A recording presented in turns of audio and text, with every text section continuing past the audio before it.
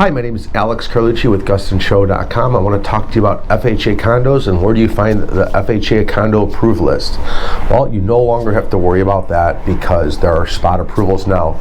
But there is a website where you can Google FHA condo approved list in your state and you can type in the address. If it comes up approved, you don't have to worry about the spot approval. But the spot approval is something new and it doesn't have to be FHA approved list anymore. So if it's not on that approved list, you can still do FHAs on a condominium that's not on the list by doing what's called a spot.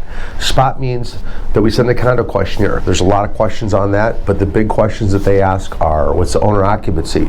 If you're 51%, I think you'll be able to, that's a good answer to hit. If you have the 30% owner occupancy, then it probably won't go through the FHA spot. In fact, I know it won't. So that's one of the big questions that asked.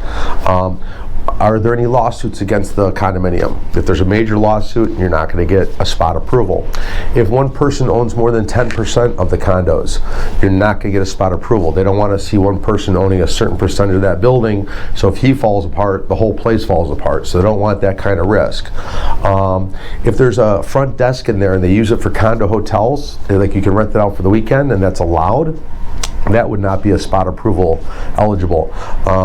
If there's more than 15% foreclosures in the building, that would not get a spot approval. And another big one is the budget. They want to see the budget from the condominium. If there's not 10% of the yearly collected association dues in a reserve account, so let's say $500,000 is what they collect from all the units in the building for the whole year, 10% of that would be 50 grand. So on the budget, there has to be a reserve account and it's got to have 50 grand in it at least.